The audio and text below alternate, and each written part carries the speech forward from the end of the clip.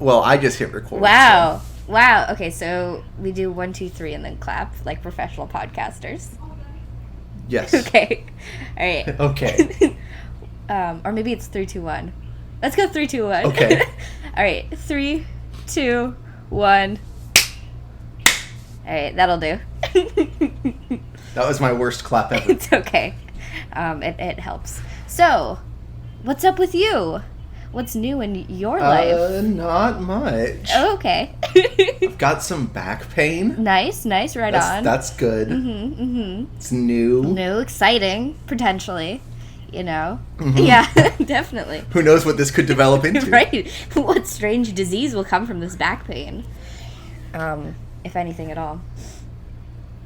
So I've entered into a new chapter in my life where I have to get up at 3 a.m. to go to work. So that's exciting for me. Wow, yeah. 3 a.m., huh? 3 a.m. So that's a time? That's a time. It sounds like that's a time? That is a time. I haven't seen that one. Yeah. Just kidding, I stayed up till like 3 a.m. on Saturday night for no reason. Well, that's the thing, like, I stay up that late usually, but, like, continuing my day after that point is going to be a bit of a challenge, you know? It's a different 3 a.m. Yeah, exactly. It's a groggier, sadder 3 a.m. Somehow. And I've heard it must be lonely. Probably. But there won't be any traffic. Because it's 3 a.m. It must be lonely. Oh, sure. Way to go. Are you proud of yourself? I'm very proud of myself. I say that to myself every time I stay up too late, but usually at about 4 a.m., so I feel bad about it.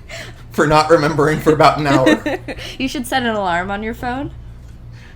Just be like... That would be great, except for all the times that I don't actually stay up. Well, true. But, like, still, though... I might want to lower my microphone volume. It looks like it's maybe clipping sometimes.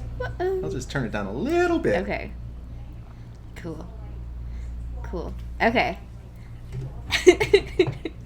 So, yeah. That's going to be my life.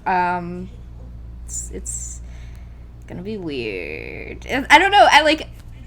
I don't do anything that's not this podcast or going to work or sleeping, you know? So it's like... Oh. Yeah, that's relatable. Yeah. Well, no, that's actually not... I also mostly just do this podcast. Yeah, you know, our audience doesn't really hear you because of all of our careful editing, but... Anne is literally in every one of our episodes that have ever come out. It's just I never say anything good. Yeah, but they're all really bad. But it's the fact that you're hearing her right now just proves that, like, this is all, like, the best content she can generate. This is a best cut. Yeah. A master cut and master cut. Yeah, exactly. Remember how Luna talked about how she edits all of Blair's lines into the podcast afterwards? That's pretty much how this entire episode was made. This recording session never happened. Yeah. And strangely enough, you just talk about Prince of Darkness in order all the time, just sporadically throughout our different episodes. So we never stop talking about Prince of Darkness, a movie that we've seen a million times and before yesterday. But we wanted to do an episode on it, so we kept cutting it out. Yeah. And now we've put all that together into this episode. Mm-hmm.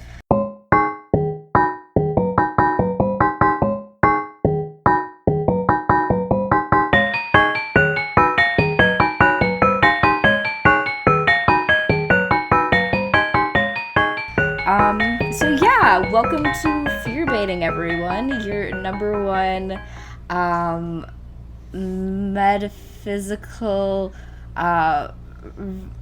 religious terror podcast in America. I'm not as good at these as Luna is, but it's okay. I've already spent at least an hour trying to think of a rating scale, and I forgot I haven't come up with one yet. That's okay, we come up those on the fly, and those are usually not very good either, so it's all good. There's literally no... Oh, thank God. There's literally no pressure to do anything that's good here. Oh, yeah. Well, I mean, there never is. I mean, we just cut me out every time. Yeah, that's true. Well, I'm Blair, and this other voice that you are hearing for the first time Is Luna. Hi, I changed.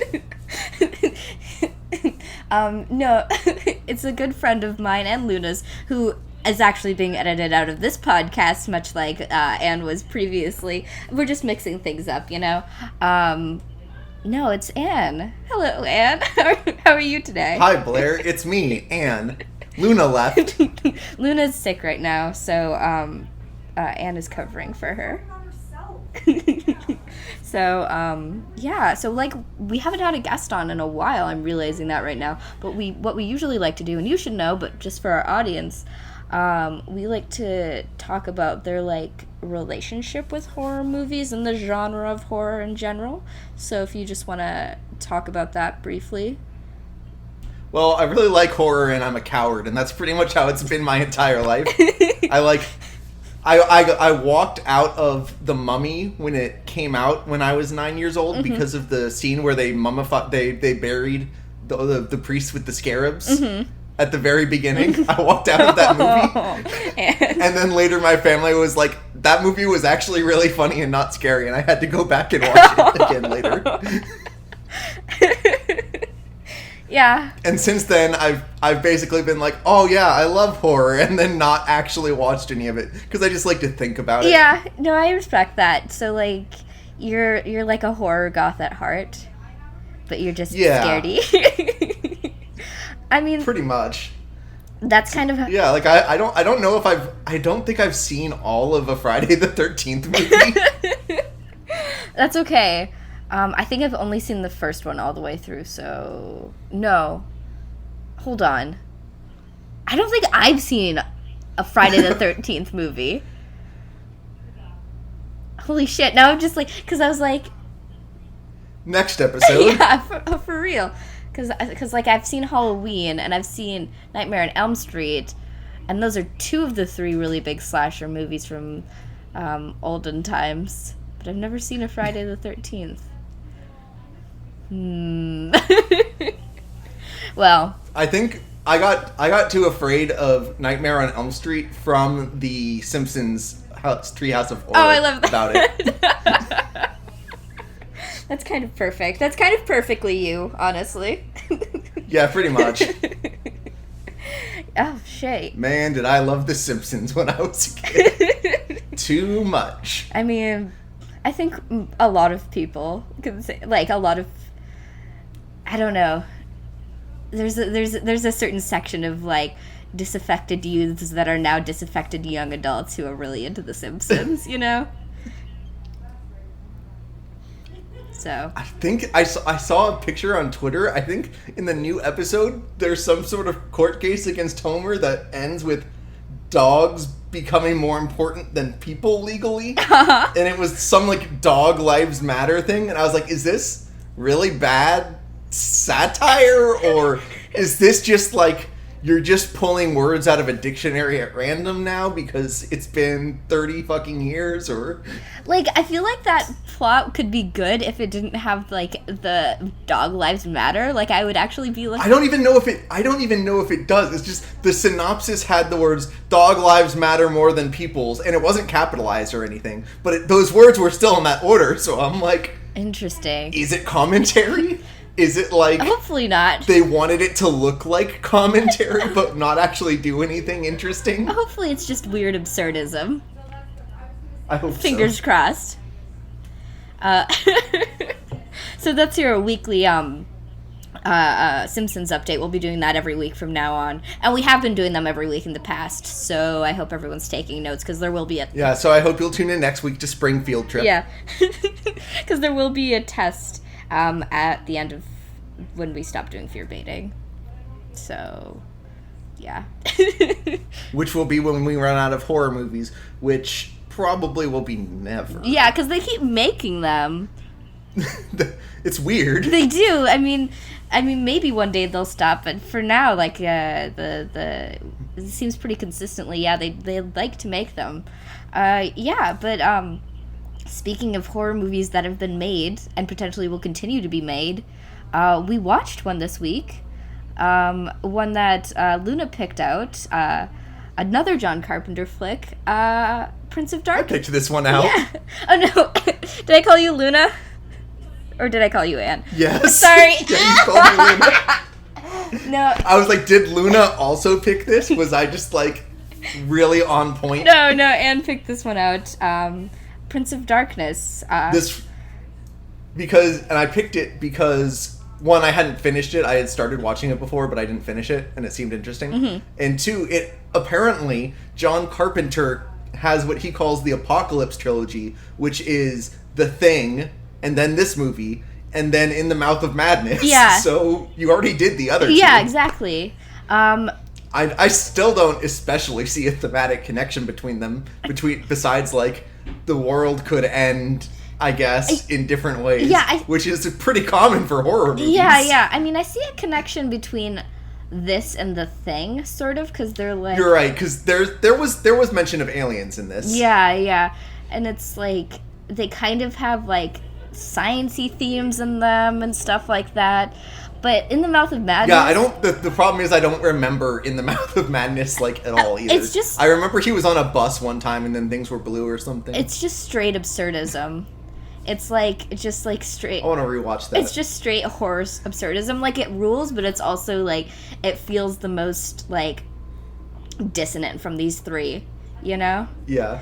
But, it's, like, having watched all these three is making me learn that I really like how John Carpenter tells stories, you know? Mm-hmm. Because they're always super fucking weird.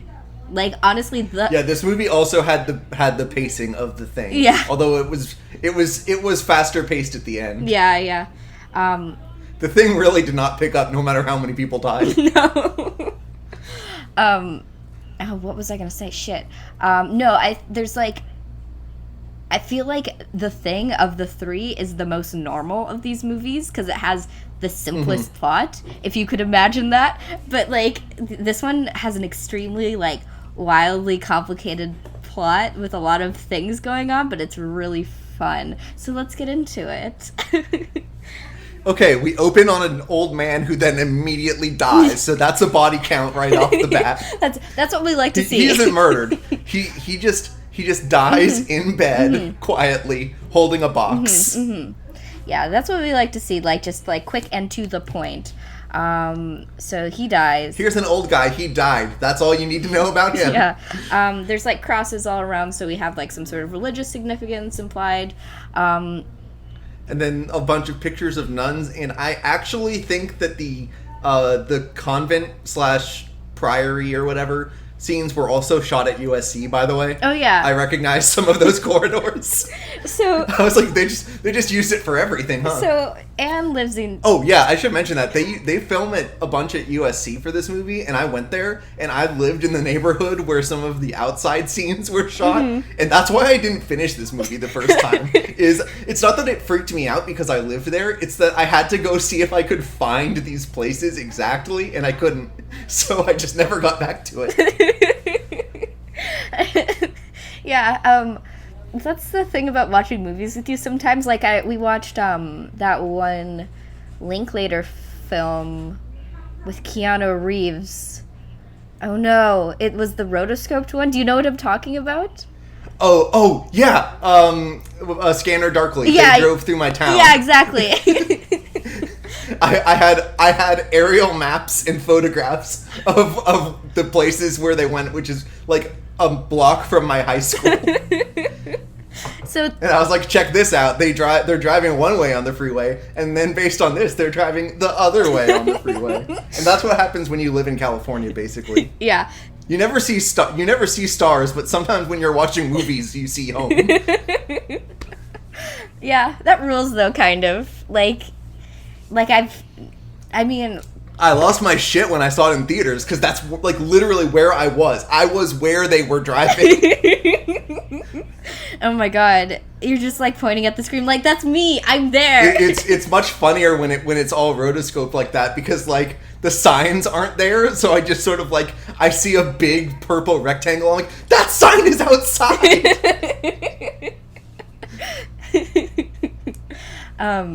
Shit. So the old dude dies. He has a book. He has a book. Or a diary. Yeah. So when we get we get a very, very long static close-up of the words "The Sleeper Awakens" written on in the book. And I'm all like, I'm sure this is very significant. Yep. And then, at least according to my notes, we cut straight from that to Burak's lecture. Oh, yeah. Which is a very cool-looking physics professor lecturing a class at USC. And I believe they are actually supposed to be at USC. One would hope so. Yeah, they mentioned being in California and everything, so I assume they're USC students. So he's giving a lecture about how we all assume that time has a direction and all this stuff that's like basic common sense, but at the subatomic level and the quantum level, none of it actually holds up, and it's all just subjective from our point of view. And it was a good lecture, and I wish they had just done just the rest of the movie was that lecture. Yeah, just I want to go to that class. Just want to sit in on a weird physics lecture. I'm into it, yeah, for sure.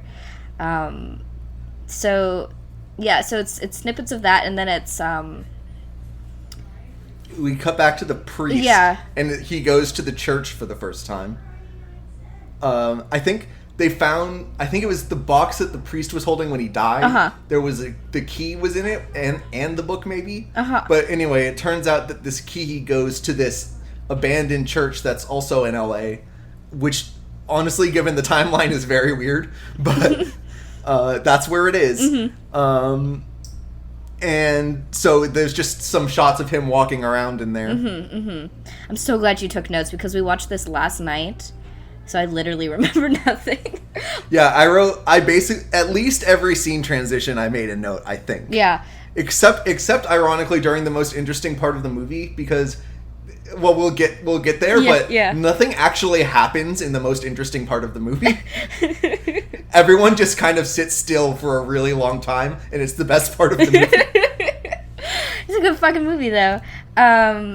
So what I remember is there's a lot of shots in this movie, and the first one is pretty early on with this physics professor just staring up at the sun, and it's like, that's you're right. I can't believe I didn't write that down, but the professor is walking into the building before this lecture, and he just sort of stops and stares directly at the sun for a good 15 seconds, and the camera cuts to the sun and then back to him staring at the sun, and then he goes inside. And, given the other shots, it's possible the moon was also visible there and we didn't notice. Oh, sure. But these shots were all actually tracking an eclipse that was about to happen. But I absolutely did not notice the moon in that shot. Yep. But even given that was a long time to stare into the sun without explanation. So my next note is bold stash, so I assume that's when Brian Marsh is introduced. Yes. We have our male protagonist, Brian Marsh, is kind of a douchebag, but I think he was joking about the dumber shit he said. Yeah. He seems to have no personality. Would that be fair to say? He seems to have... Yeah, that actually does seem kind of fair to say. Brian Marsh has a big mustache and a small personality. Yeah, exactly. And it works, actually. Yeah, it does. Well, I mean... He's better than most horror movie male protagonists. Yeah, I mean, he feels... Well, he also has a theoretical physics almost degree. Yeah. Which is almost a personality. That's true. As soon as he earns that degree, that will be his personality, so... yeah. I feel he's like the male protagonist of this movie because he's kind of the love interest in this movie, but he definitely feels more like a side character than, say, great, I can't even remember her name, but the redhead chick, and also Walter. Catherine. I couldn't either. I wrote it down when they mentioned her at the very end of the movie because I realized I didn't know her name. Yeah, Catherine and Walter. It's literally written at the top of my page in big letters, so I wouldn't forget it. Yeah. I also didn't know Kelly's name until near the end, so I noted that. My notes refer to her as What's-Her-Name or What's-Her-Face for a while. Yeah. Before I have a note that says What's-Her-Name is Kelly. Well, when you have a huge cast like this does. Yeah, there's about 15 to 20 characters in this movie, and I call Brian and Catherine the protagonists, but they're all pretty much equal. Yeah. Some get a little more time than others. Yeah, we don't really... We don't really follow anyone's story. Anyone we follow closest is probably Walter.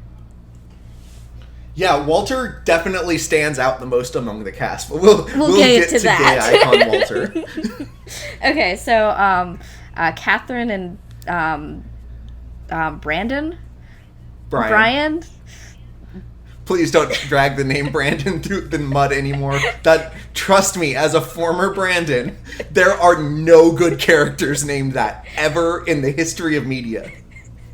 So Brad, Brian Marsh.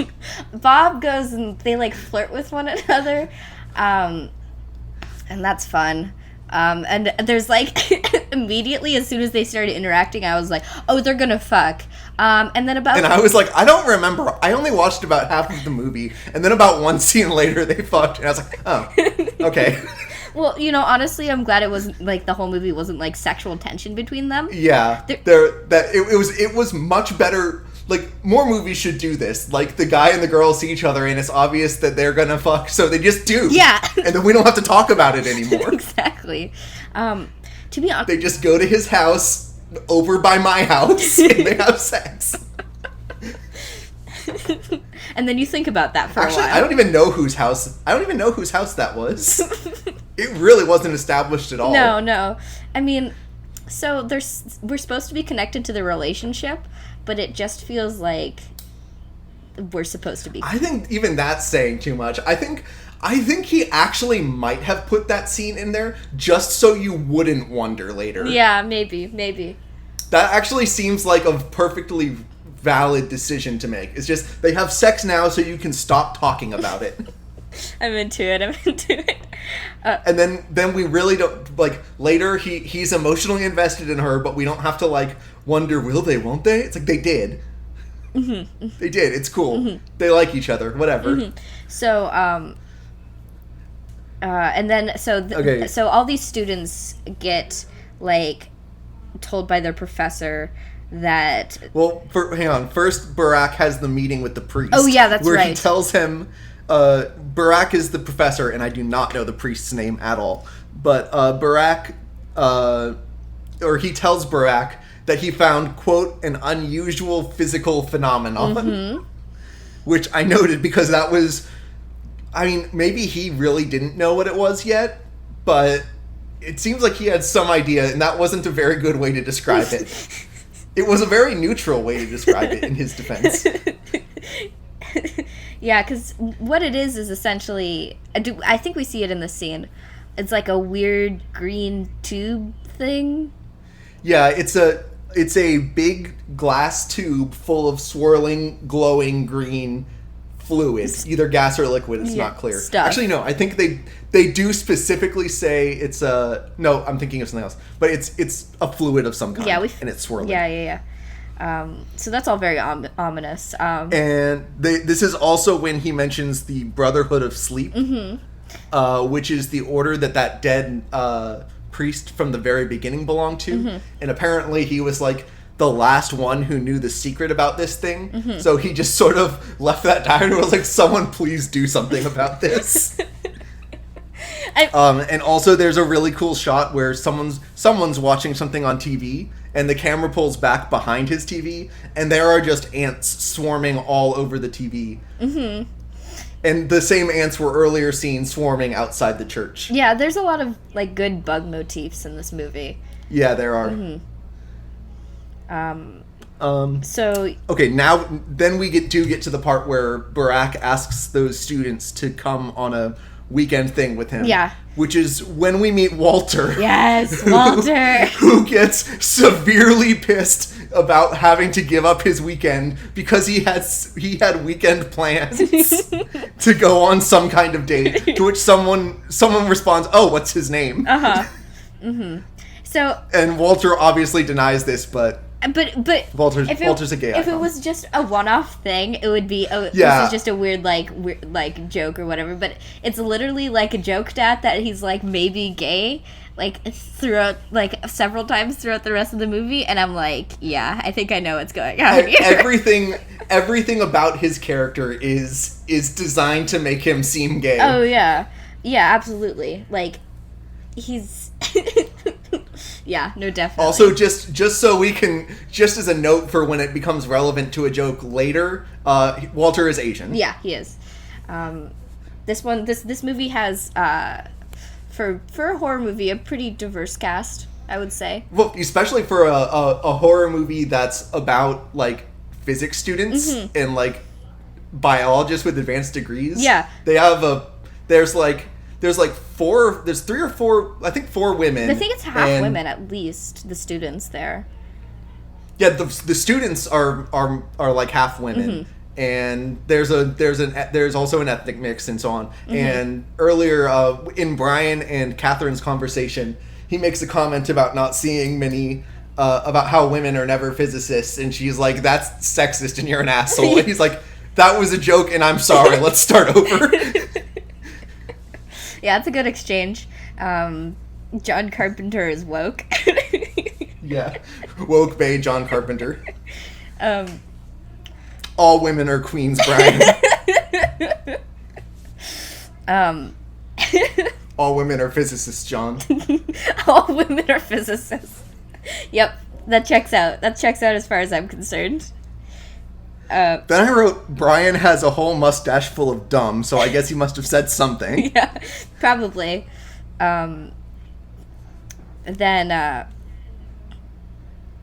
we get we see the homeless people for the first time. Oh yeah, okay. So the one thing that really bothers me about this movie is that yes, the vessel for horror is homeless people, and it's like because they're like not just that it's homeless people, but that there's a strong parallel between homeless people and literal vermin. Yeah, and it's like there's an implication that they're the same category of thing. Yeah, and it's like.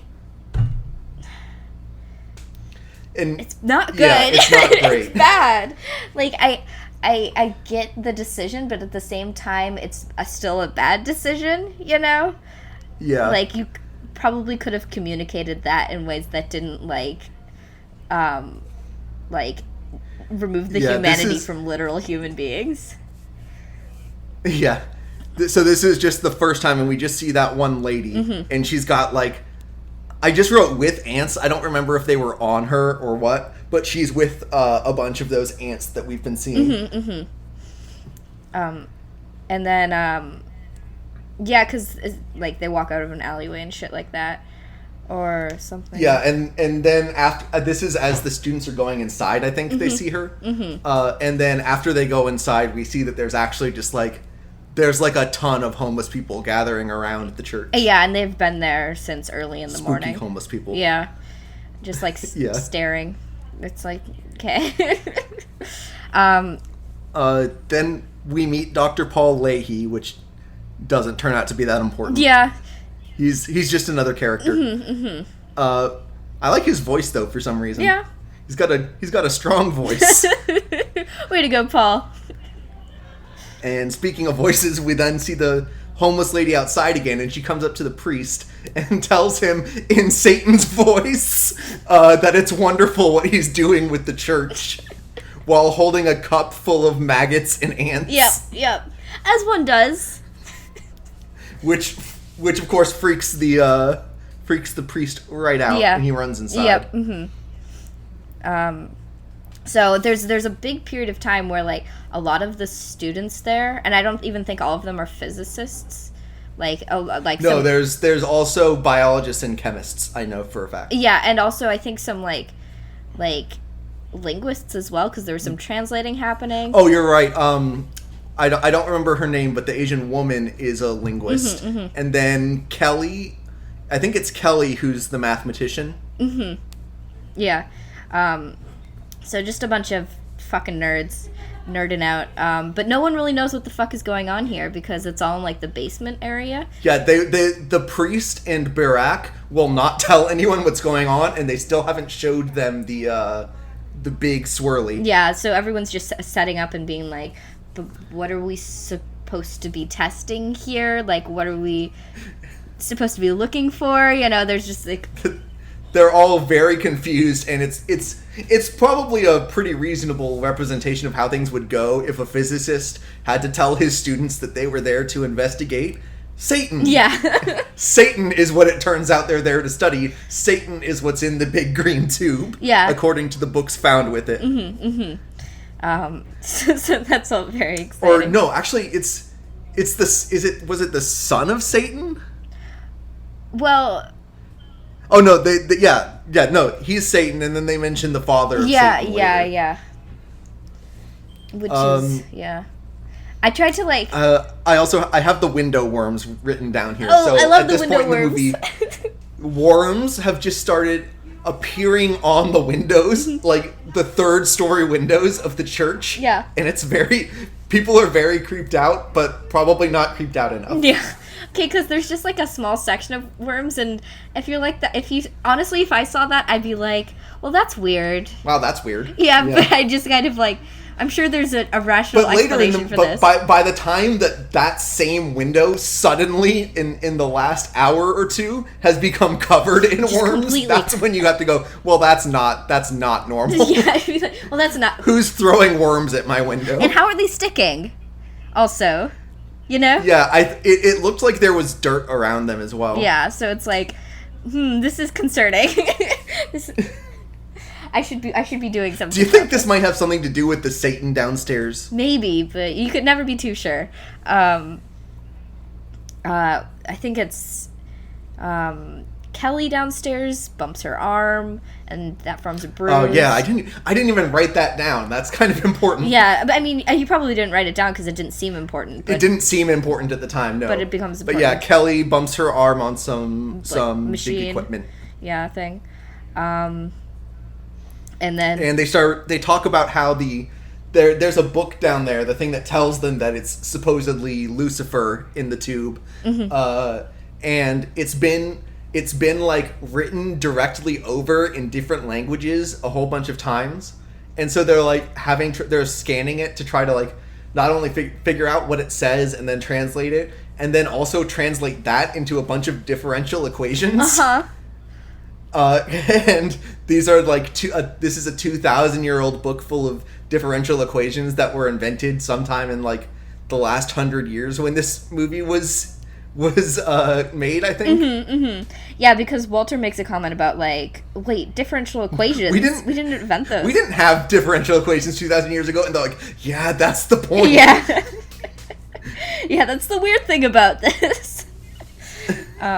Yes, Walter, that's why we're all taking this seriously. Walter is absolutely adamant that it cannot possibly be Satan in the tube, no matter what happens. Pretty much until it literally tries to kill him. Yeah. Yeah. God bless you, Walter. This is when Kelly notices her bruise. Kelly, who bumped into the machine earlier, now has a big bruise on her arm. Mm-hmm. And Walter asks her if maybe it's just nerves, and she's like, "Nerves don't bruise, Walter." And he says, "I used to break out when I was a kid. Doctor said it was homosexual panic." Thinking. Walter. And at this point, basically unnamed guy in bottle glasses who wanted to go home and just came here to get some college credit, mm-hmm. like most of these kids, mm-hmm. Finishes setting up some equipment. Then he's like, "Okay, have fun with your weird shit. I'm going home." Mm-hmm. And so he goes out into the back alley and walks down some steps and encounters a crucified pigeon, mm-hmm. Which he is a little put off by. So he's like, I'm gonna go. So he starts walking down the alleyway, and he's blocked by a homeless guy who picks up a broken bike that's sitting on the ground for some reason. Uh-huh. And he's like, okay, well, I guess I won't go that way. So he turns around, and the homeless army is blocking the stairs now. Mm-hmm. And they just sort of pincher him in, and the homeless guy stabs him right through the chest with the broken bike frame. And just sort of leaves him propped up on the front wheel in the alley. It was pretty cool. Yeah, it was. But also, like, this guy did not fight at all. He put up 0 fight. You know, he was just kind of like... Certainly... I don't think he could reasonably have done anything. He was an... Even by the standards of this group, an enormous nerd boy. Yeah, he was kind of a weenie, but, like, still, like... And I guess things... Also, yeah. I don't know if you would immediately recognize... Unless you knew you were watching a horror movie, I don't know if you would recognize a man carrying a bike as a stabbing weapon. Oh, sure. I guess that's fair. Like, he's just like, okay, well, this homeless guy picked up some trash, and he's gonna walk by me, and well, I'm dead now. Oh, man. Oh, shucks. There goes my college credit. Well, and then literally no one talks about him again, as far as I can remember. I'm not even sure his body's in the alley when they go out there later. It was dissolved into the earth. They may have taken it. He's the only body that's never seen again. Yeah. Interesting. Kind of weird. Yeah. He's never seen before or after this scene. Well, that's fine. So then we go back to science times. Yes. And the biologists are freaking out because they've determined that what's in the tube is basically primordial ooze, like a pre-life soup. Except it's self-organizing into some sort of living creature. Oh, good. Which they note is not possible and not how the world works.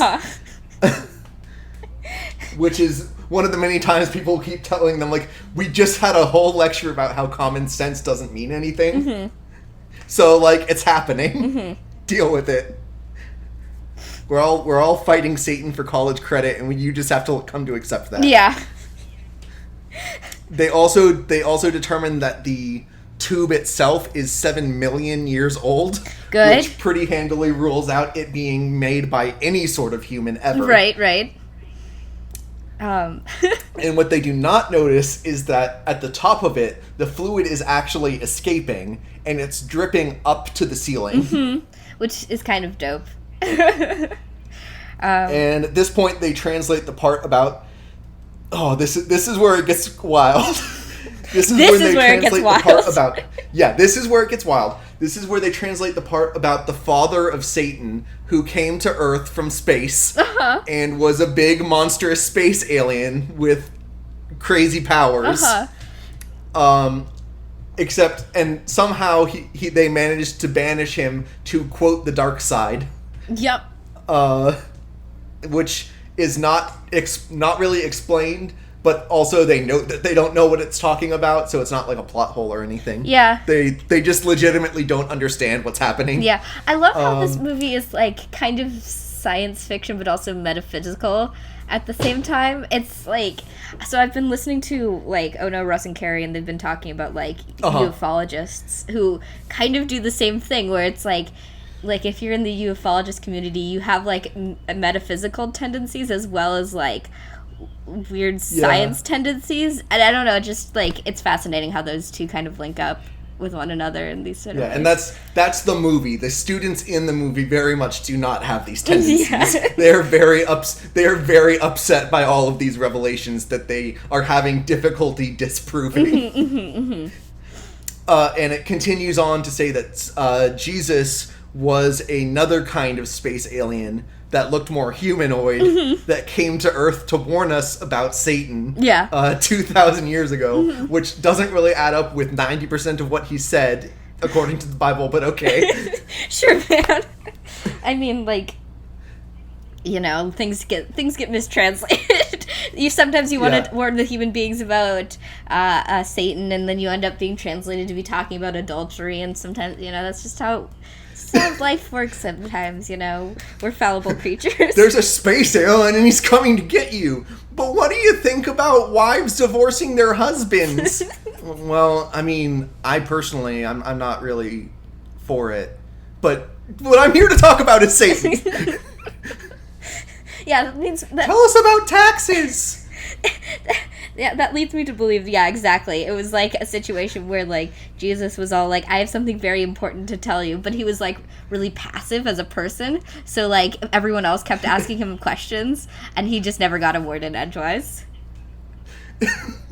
Which I'm kind of obsessed with. It's a very fun headcanon for this very strange movie. My Jesus headcanon.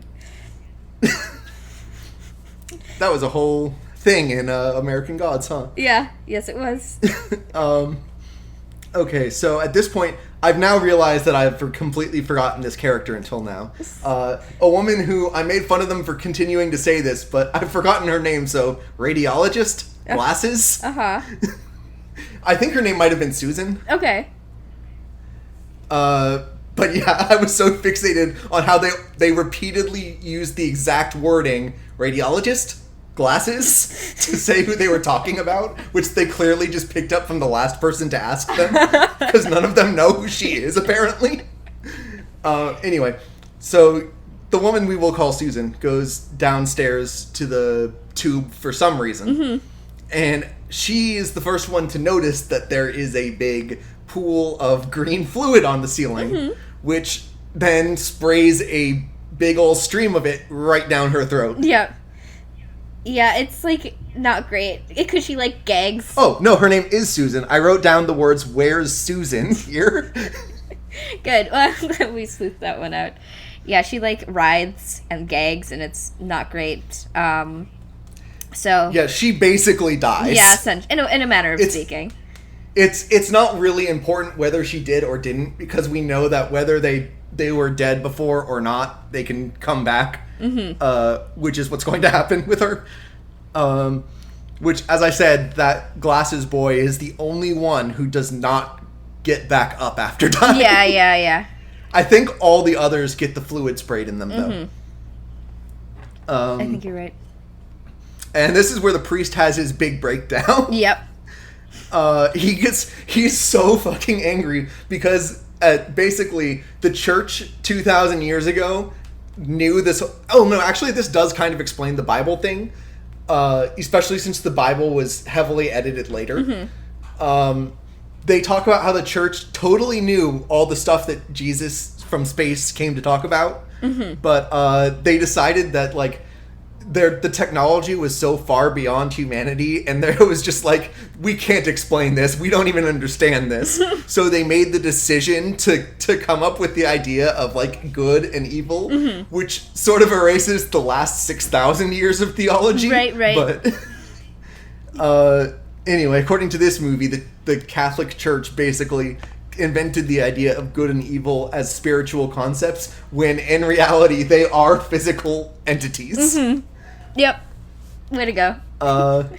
And the priest is so mad because he was basically raised to be a salesman for an idea that the church knew wasn't true, mm-hmm. because they didn't want him to know the truth. Right. Which seemingly has little effect on his faith later. Yeah. I mean, he doesn't really have a lot... I guess you gotta go with what you know. Yeah, he doesn't have a lot left, to be fair, you know? Yeah. It's that or nothing, really.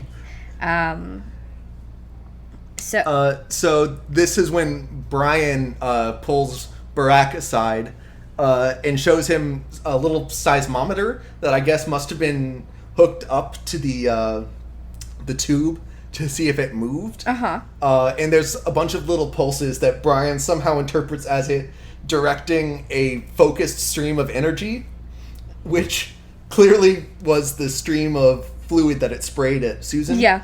But Barack is like, well, we have no idea what that is. That could have been a small tremor. We're in California, mm-hmm. or that could have been a draft of wind. We can't just go around telling people that the tube has psychokinesis. Which, again, a fair point from a scientific standpoint. But someone should have fucking gone down and looked at it, because Susan's body is laying next to it and no one knows. And accordingly, this is the part where someone first notices that Susan is gone. Mm-hmm. I think it was Frank. Maybe. No, Frank is the one who's outside. I think it was Frank. Frank goes looking for Susan, I think he was the one who hit on Susan earlier and then realized that she was married. Mm-hmm. Boy, that sucks for her husband. I didn't. I didn't realize. Sorry, Satan killed your wife, dude. Yep. So Frank goes around asking people where Susan is, and he's the one who originates the phrase "radiologist glasses." And my next note is ganked Frank. So yes, if I would just look at my notes, his name is in fact Frank. He goes looking for her. He talks to Walter, who had just seen Susan standing at the end of the hallway ominously without her glasses, and he just made some dumb comments at her and then was like, well, whatever, and went to his room. Which, good work, Walter, keeping yourself alive here. Walked off alone and encountered the monster in a horror movie and just went to bed. Yeah, because we were both like, oh, he's definitely gonna die. I was like, great, here. I can't believe we're gonna kill the gay Asian man now. Yeah. First the woman and now him. And actually no, I already forgot that the glasses boy died first.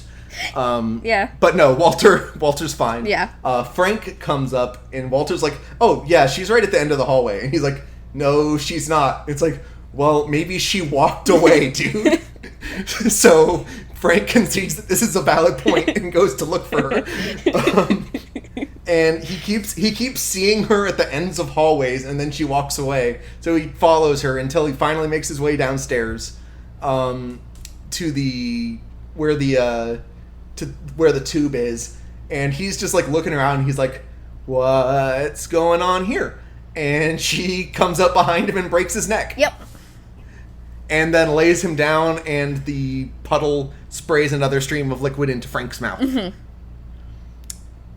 And this is where it gets weird again.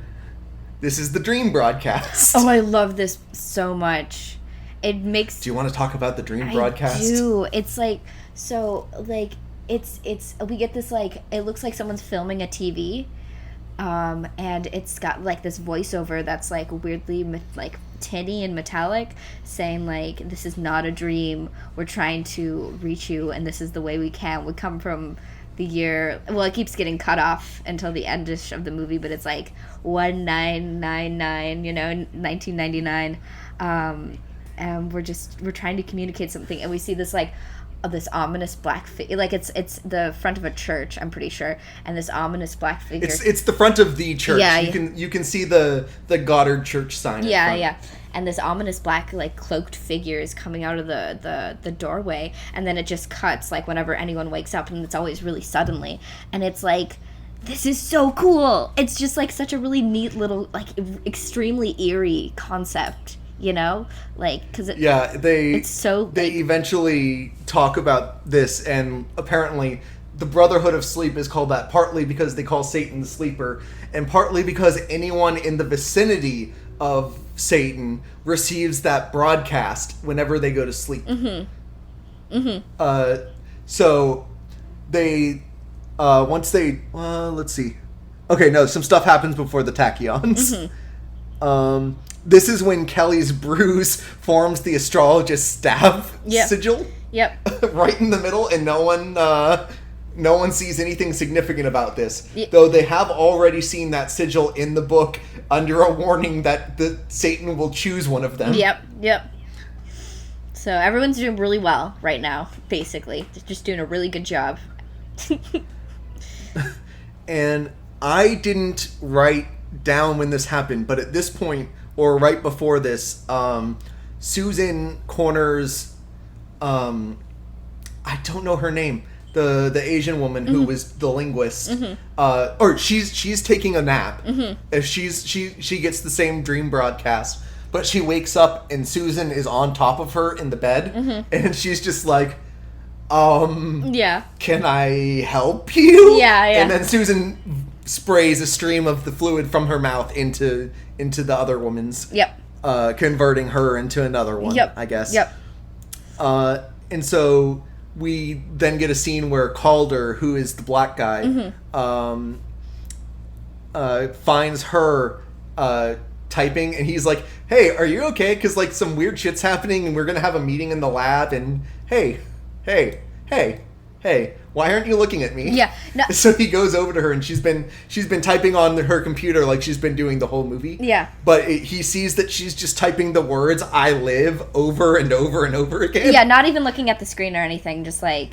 Yeah, she turns her head to look at him and continues typing "I live" over and over again on the screen. And then she types... and then... like... Oh, yeah, you're right.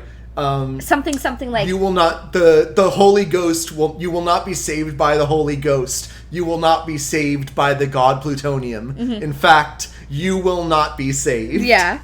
It's pretty awesome. And then Susan closes the door to the room, mm-hmm. and one of them infects Calder. Yep. So then we get another Brian scene. Mm-hmm. Brian is talking... I think, no, they've all started... The priest has told them that the dream is not a dream at this point. Uh-huh. Because none of them talked about it, so they didn't know everyone was having that dream until the priest told them. Uh-huh. And once he tells them that this broadcast comes to everyone, mm-hmm. Brian talks about how someone in the future could be using a tachyon beam, which, if you're familiar with Star Trek or some other franchises you probably know, are particles that move faster than light and so backwards in time. Mm-hmm. And at this point does something that I've never seen another sci-fi thing do, which is he talks about someone in the future aiming a tachyon stream at where it would intersect the Earth's position in the past, accounting for its revolution around the sun and the sun's revolution around the galaxy and the galaxy's movement. I'm like, finally, someone mentions that you can't just go back in time without moving. Yeah. Because the Earth is going like 1,000,000 miles per hour. Mm-hmm, mm-hmm. Yeah, so he thinks that someone from the future is using a tachyon beam to communicate back to the past to try to stop whatever is going to happen from happening, which also is what the broadcast says. It says something like, you are receiving this in an attempt to alter the events that you are seeing. Mm-hmm. Yep. Which really doesn't work very well at all. It kind of works, because at the end it's someone else who comes through the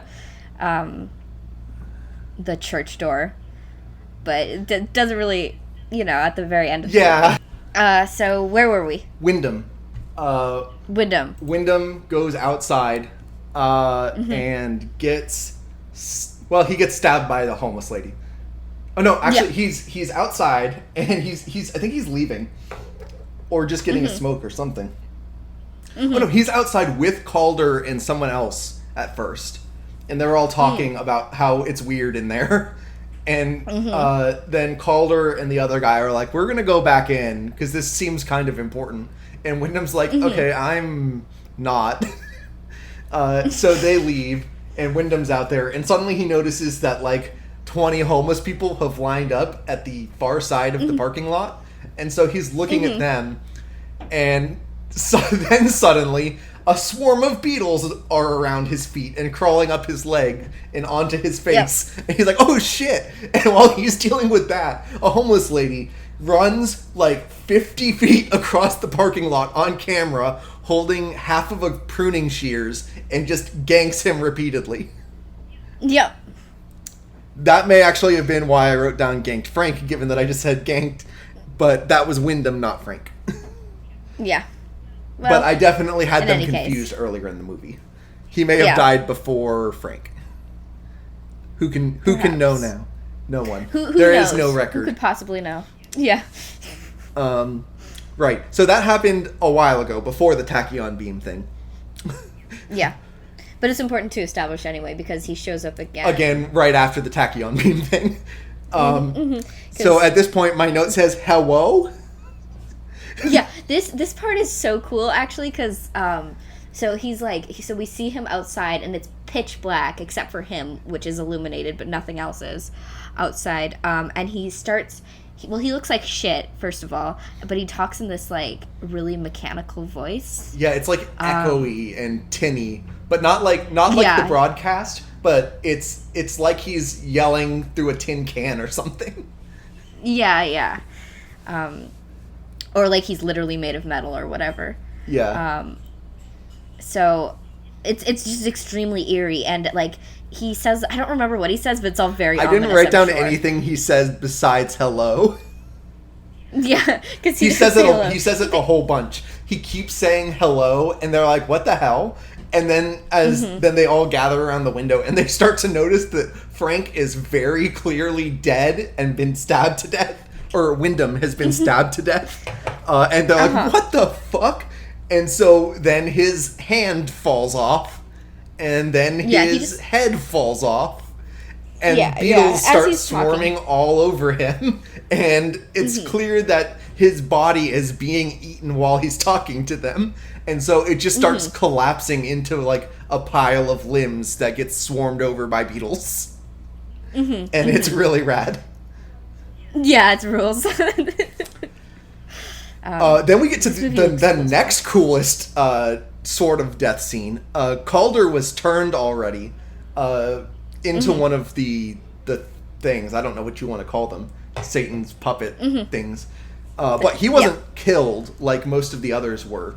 And so he comes up from the other side of the room, dragging a chair up the stairs and almost screaming Amazing Grace just at the top of his lungs, sweating and smiling. And everyone's like, Calder, are you okay? And continuing to just smile and sort of laugh, he rips a piece of wood off of the chair, sticks it in his throat, and cuts it all the way across and collapses.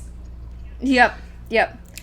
There's like a bunch of scenes in this movie that make me think that Satan just has like a kind of a weird sense of humor. Yeah, because this is clearly on the level of just fucking with them. Yeah. Especially given that Calder is not in control, but he does keep laughing. There's actually a lot of laughing, because once Kelly gets up later, she's laughing all the time too. Satan is very excited about coming back to life. He's like Palpatine. He's genuinely happy about being evil. Yeah. He loves it. Yep. I mean, he should be. He is literally Satan. Yeah, you know Satan.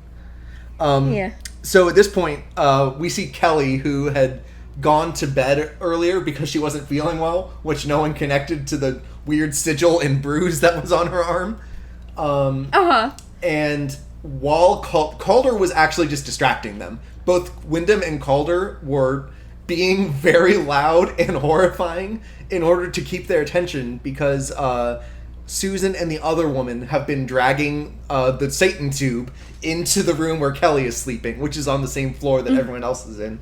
And Calder was blocking the doorway to that side, which stopped anyone from noticing this.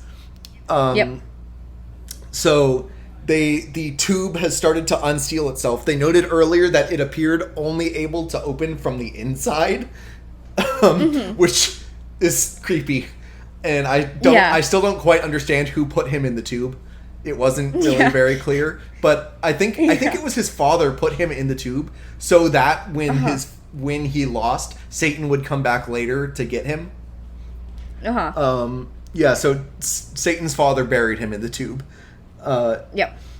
And okay, so the liquid starts flooding up onto the ceiling again, and then it starts pouring into Kelly through her eyes, nose, and mouth. And there's a lot of it. And she actually balloons up. Yeah. It's kind of bizarre. At first when I saw this scene, I thought it was coming out of her. It's because of how they filmed it. The fluid, you can tell all the time where it's dripping up and stuff. They did a lot of reversing the film and stuff, sort of like which gives it a Twin Peaks quality, which just came about by necessity, not by intentional reference, but because Twin Peaks used so much film reversal for the Black Lodge, it looks very similar. So I guess at this point, Walter manages to wander into this room. Yeah, and then he just kind of gets stuck in the closet. Yeah, he gets... Oh my god, Walter's in the closet. Oh my god. As that was coming out of my mouth, I realized the implication of the statement. Ladies and gentlemen, neither of us realized that Walter literally spends a quarter of this movie in the closet. Before getting out with the help of his friends. But he also has another great line here, right before he gets into the closet, when he's being menaced by Susan and the other woman. he's looking at them. He's like, "Listen, normally I love being dominated by women, but this is a bit much." Walter. Oh, Walter. Also, this is the follow up to his earlier joke, which I don't know if we actually mentioned. No, we didn't. There's a part where Walter was talking to the Asian woman, and this is why that was actually relevant. He's talking to her, and he's like flirting with her, kind of, but she just really has no time for him, as do most of the people in this movie. And he's like, did anyone ever tell you could pass for Asian? And I don't understand this joke. Maybe it was a common joke at the time, but we're both completely dumbfounded by this joke that he made. I don't know if it's racist. I don't know if it's very funny. We've lost the context. But whatever it is, she doesn't seem too happy about it, and so she storms out on him. Mm-hmm. I think this was when he went to take a nap, and she was just getting up. Uh-huh. So he gets trapped in the closet, and the closet has this window, so he can see them out there, and he's also the only one who can see what's happening to Kelly this whole time. And so he's standing at the door. He's like, "Listen, I'm sorry about what I said earlier. You don't look Asian at all." And the follow-up is the only reason I even mention these jokes, because I get the impression that this was probably very funny at the time. Uh-huh. It wasn't just like a one-off thing. Anyway. Yeah. I love Walter. Me too. So now he's just trapped in the closet. They stop once he's locked in there, they stop trying to get to him. So he basically spends the next like half hour of the movie just sort of reporting on what's happening to Kelly. Because everyone else, it turns out, gets attacked by the reanimated bodies of the men. And they get trapped in the room right next door, and they actually have an adjoining wall with Walter so they can talk to each other. And they're not stupid. They do start trying to dig him out through the wall at the very beginning. But there's like 4 layers of plaster and a couple walls of brick in between them. So this movie actually takes place over a very long time. And there are a couple times when there are just clearly hours between scenes that they have just been stuck sitting there. And nonetheless, they still do just sit there for most of the next half hour. But it's still the best part of the movie. And this is what I was talking about before. Nothing happens, but it's very tense and very good. Yeah, exactly. Nothing has to happen to be scary. Yeah. No, it's really good. So Kelly is like slowly like absorbing the fluid into her during this whole process, and like I don't have any notes between him saying normally I love being dominated by women and then when she gets up, which is a very long time afterwards. But she absorbs all of the fluid into her body, so she stops being all swollen. Then her skin starts blistering, and the blistering spreads all over. And by the time she gets up again, her face is like mostly blood and a little skin left. Right. There is one thing I didn't note, but is actually kind of important. At some point during all this, the priest is not with everyone else. The priest went into another room, and shortly after, Calder followed him in there, but doesn't know he's there. Because Calder saw a mirror on the wall and spent apparently the next like 12 hours staring at himself in the mirror and laughing and touching it. While the priest just sat behind like a bookcase or something. Actually, it looks like some sort of machine later. But he sits behind some large piece of equipment in the room with Calder, just waiting for him to leave or something. So finally, Kelly gets up. And she is now fully Satan. Satan is using her body as a vessel and controlling the others. And she, like, sends a wave of force across the room and, like, cracks the door that leads to Walter's closet. And the other women start tearing into it. And then, fortunately, right at this point, they manage to get a big enough hole for Walter to escape through. But of course, the women get in right after, and they follow Walter through the hole. And so they club the woman who isn't Susan with bricks for like a solid 2 minutes. and just it has no effect on her. But she's just like trying to crawl out of this tiny hole, continuously being struck with bricks. They end up just tossing her out the window. Yeah, and finally they just grab her and throw her straight out the window. Then because Paul had tried to go out into the hallway earlier and immediately gotten sprayed in the face, he gets up and sprints at them, and they just sort of duck, and he also flies out the window. And it's very funny, and I don't know if that was intentional or not. And then the same thing happens to Susan. She also gets thrown out the window, no, right? only two people go out the window. Maybe it was her and Susan, but I thought it was her and then Paul when he runs in from the hallway. Or whoever comes from the hallway. It might have been Frank. Yeah. Let's see. So Kelly picks up a compact that fell on the floor, and it has a mirror in it, and she gets very excited about this mirror, and she's looking into it, and it starts to glow. And after it starts to glow, she starts to reach her fingers through the mirror, and we see the far side of the mirror is just this big black space, apparently. And her fingers go through it a little ways, but eventually the mirror just breaks for some reason. Presumably that she just couldn't use this mirror. Well, she gets frustrated because her hand, she can't. Oh, does she break more it? Than her hand through it, and she throws it on the ground and it breaks. So yeah, she gets irritated because this mirror is not big enough for whatever she's doing. Because it's literally 2 inches wide, so she smashes it. Yeah, it just means that Satan is kind of a petulant child as well. Which is good. So, yeah. Kelly Satan is very good. I like Kelly Satan. I have the words power zap written here. I think Kelly makes all the power go out or something. Maybe. I don't really remember. Something weird happens with the power. But then Kelly Satan goes and finds the room where Calder is with and the priest, and of course, Calder has been looking at this giant mirror the whole time, which finally makes sense, which is why I hadn't written it down earlier.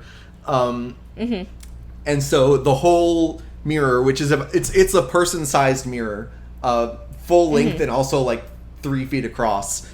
So the whole thing turns into another glowing portal, and she starts reaching her arm through it. And this time from the far side, we see an enormous red hand with black talons reach out and take her hand, and she starts pulling it through, and the priest conveniently finds a fire axe on the ground right next to him where he's been this entire time.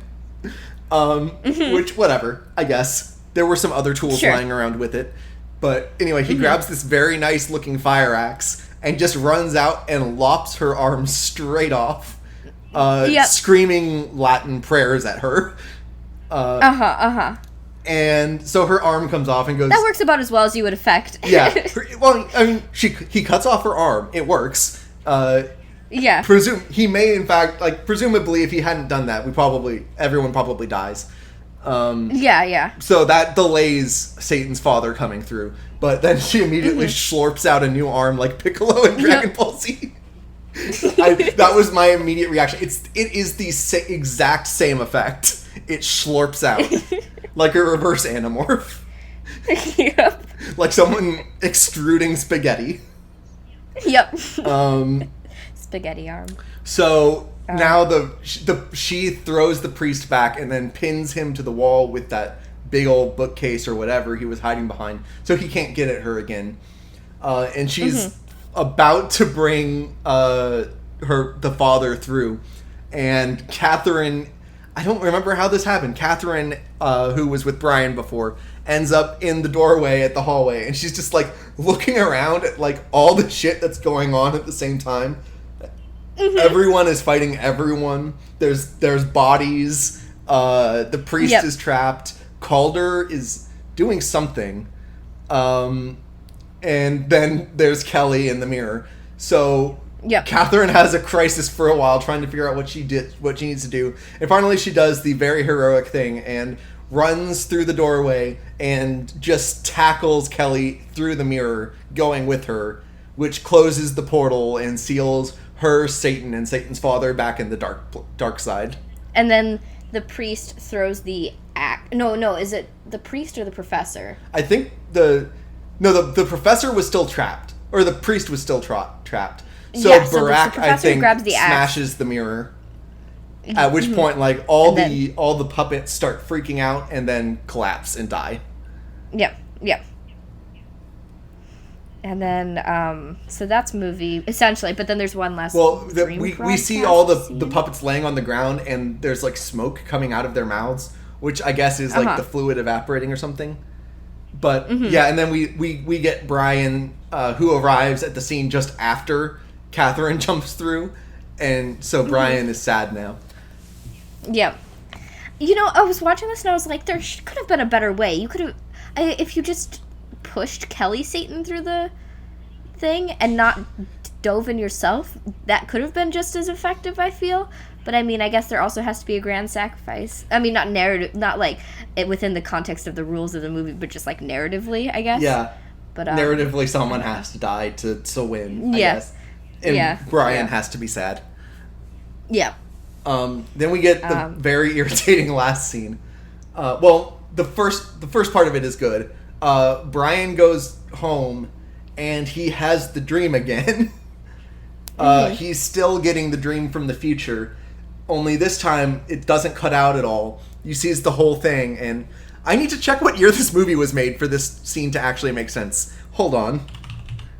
Prince of Darkness. I think it was in the 80s. Yeah, I think you're right. Yeah, 1987. So yeah, it's coming from the year 1999, which means 12 years in the future, which means that it was not what they just went through. And you see this time that the figure that comes out of the church, the one that was all in shadow before, is Catherine. So what they actually did was push her in there, which is what leads to the events later. When she presumably comes back as a vessel for something else. And then Brian wakes up, looks to his right, and Satan Kelly is in bed with him. And then he wakes up because this was just a double dream jump scare, which pissed me off so bad because this movie didn't have any of those jump scares. It was so good, and then they had to do it at the end. You know he had to do it to us. Shit. Yeah. And then the last scene of this movie is Brian going up to the... Yeah, it's a very Inception ending. Brian sees his mirror, and he's, like, reaching out to touch it, and then it ends and goes to credits right before he does. Yep, I actually totally called that as... Yeah, me too. I was like, they're gonna Inception it. But also, at the same time, we know that Catherine comes back in 1999, so probably nothing happens when he touches the mirror, because it's not supposed to happen for 12 more years. Yeah. And that's movie. So that's movie. Yep. So it's a very now we have movie. To figure out a rating scale. Very weird. It was a good movie. It has a very bad rating. I think it has a 54 on Rotten Tomatoes, which I understand, but is wrong. Yeah, I am not surprised that about 50% of people who watch this movie go, "What the fuck was that?" Yeah, no, totally. So we need to figure out a rating scale. So on a scale of 0 to 5... Satan tubes. Satan tubes? Yeah. I'm into it. I'm down with it. So on a scale of 0 to 5 Satan tubes, where do you stand on this movie? I would say it's 4 Satan tubes and a Satan Kelly, which is like half a Satan tube. Sure, yeah. I would say it's at a 4 for me as well, because there's definitely, like, the acting isn't the greatest thing in the world in this movie, but the characters are all really good. Could have been better at times. There is the part where they won't tell the students what's going on is literally half an hour long. Yeah, and it's very interesting if you like all the shit that they're setting up, like ooh, what's that scientific equipment? Ooh, what's that scientific equipment? But if you don't care about that, then it's very boring, I'm sure. Yeah. So this movie is like, I think if it had a less interesting concept, it would have been way lower on my scale, but the concept alone, and the way it delivers on the concept, really strong. I do think that the part where Satan and God are apparently aliens was a little underused. Yeah, they kind of just mentioned that and never did anything with it. They really do just casually mention once that Jesus was a space alien and never talk about aliens again. It was, I think it was just so that, like, they're like, okay, but then what is Satan? Like, well, he's an alien, okay? There. Yeah. Much like the sex scene, well, not even sex scene, but the bed scene earlier in the movie. It's just, they're like, look, you don't have to talk about this, okay? We know. Honestly, I would have been completely pleased if the whole thing was just metaphysical, though. Yeah, you know? I also love those narratives where there's, like, Golden Compass, where there is a god and angels and a devil, and they are physically measurable. Mm-hmm. And you can go stab them with a knife, I guess. Let's all go kill God.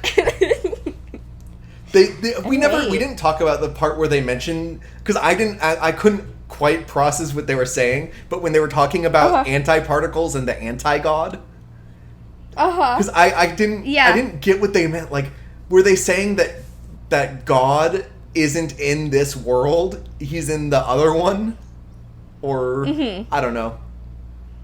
Yeah. So those are ratings. Let's get into questions. We have a handful because I begged for them. Absolutely begged for them. So we have two from a friend of the show. I don't really know who she is. Chio Shadownakas on Twitter. Luna asks, dudes weigh if we pee form butts. So that's really helpful. I'm sorry, what was the question? Dudes weigh if we pee form butts. Oh, I see. I wonder what alien Jesus would have had to say about that. Me too. And then Luna makes a reference to In the Mouth of Madness, which you haven't seen or don't remember anything about. I recommended for the show, actually, but I do not remember it all. I just like Sam Neill, and I like Lovecraft, and I like John Carpenter. So she has to. She also has to say, Sutter Kane, get iPad. And I agree. I did see that one. I don't think I clicked on those, so I didn't realize that these were all in response to you asking for questions. Yep, these are direct. So Blair, what if Sutter Kane get iPad? Well, if Sutter Kane get iPad, I think the movie would be essentially the same. There would just be iPads because it doesn't really make much of a difference. I mean, suppose. Yeah, it'd just be like... Yeah, you tell those physical book snobs. Yeah, because... I don't know, just be ebooks then? There wouldn't be maybe a bookstore. Maybe it would just be on Amazon. I don't know. Sutter Kane get Kindle? I don't know. I use Kindle on my iPad, so whatever. Wow, look at you.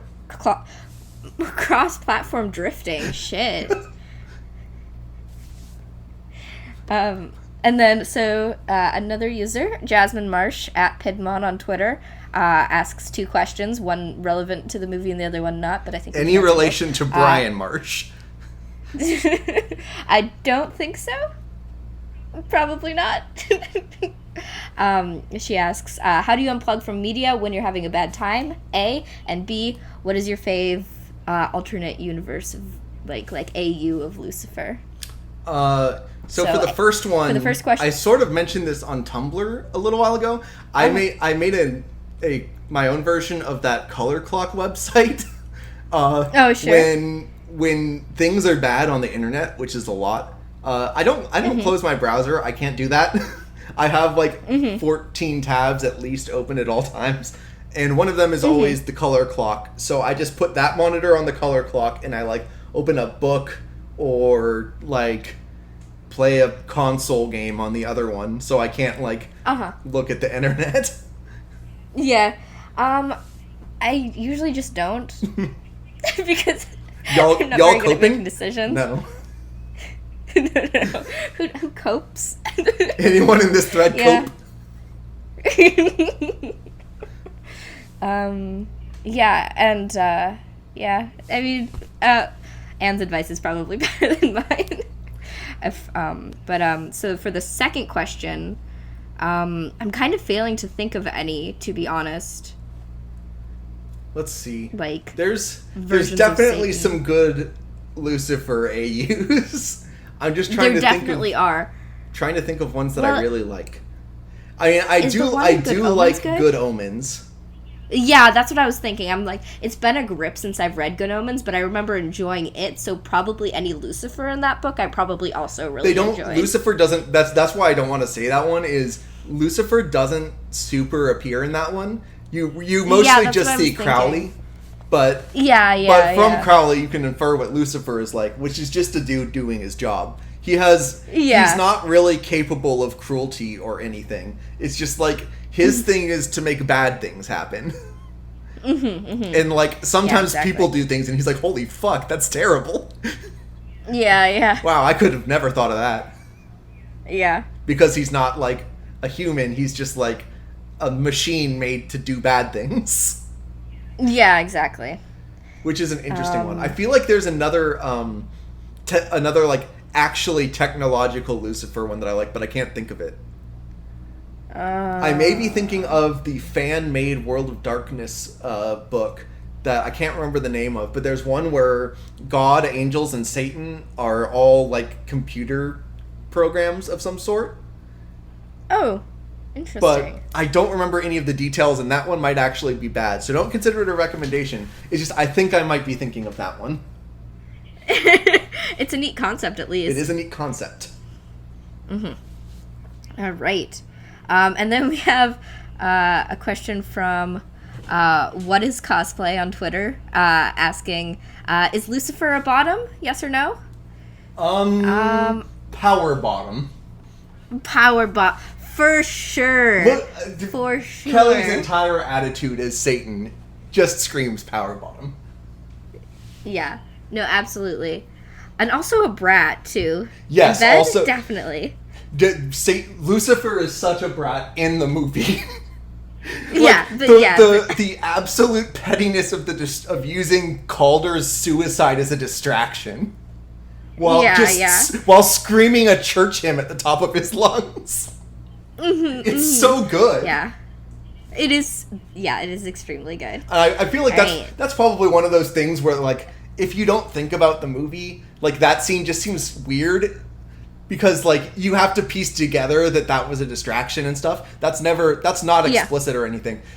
If you don't read into it, it really just seems like Calder came upstairs and committed suicide for absolutely no reason. Yeah, just to fuck with them. But no. yeah, kind of just to fuck with them. But if you keep, like, if you're paying attention to the structure of the church, like, they snuck the Satan tube out, like, right behind him. Yeah.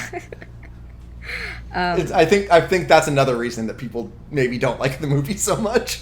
Is it does not explain itself. Not really, no.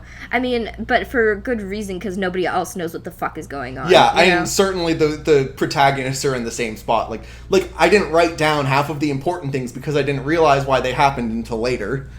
Like I have a solid 2-column page of notes, and I didn't write down most of the important things. Yeah. So that's for questions. Now we can move on to recommendations. Do you have anything planned, or should I go first? Go first. Okay, so it's 2012 again, and I'm in high school, and I'm listening to Andrew Jackson Jihad again, or AJJ, I guess they are now. I listened to them the other day by accident after I listened to Satellite High, that the rapper that did "Waiting on the Bus" for Night Vale. Welcome to Night Vale. I listened to his whole discography. I really like him, actually. But I just put him on as Fallout background music. And apparently now Spotify will do an autoplay where it plays, quote, similar music if you don't have repeat on.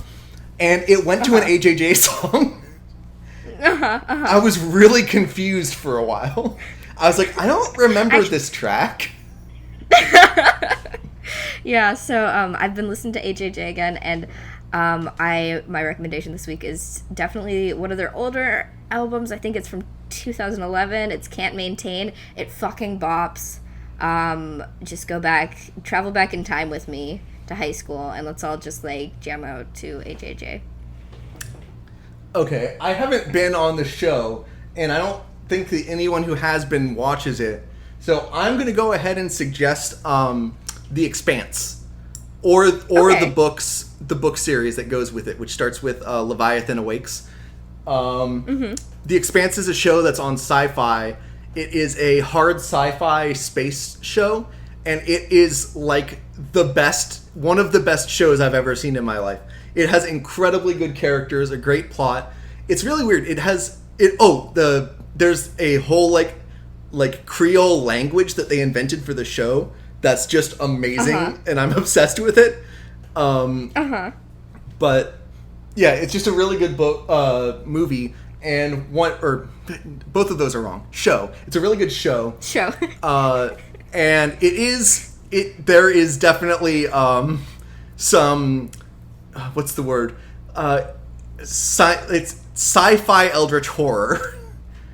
Okay, sure. And it's very slow burn. It seems like it's mostly about like politics and like a very Firefly like crew, but much better than the Firefly crew. It's like a study on how to do that crew better.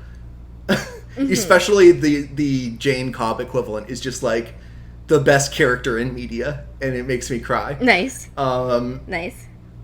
But yeah, so there are 2 seasons of The Expanse out now. I watched both of them 3 times all the way through. Nice. Which that's a lot of watching, especially for me. It's very good. Nice. Hell yeah. All right. So thank you all for listening. If you want to support the show, you can do so on Patreon, patreon.com/fearbaiting. You can rate and review the show on iTunes, get the word out so more people listen to our podcast.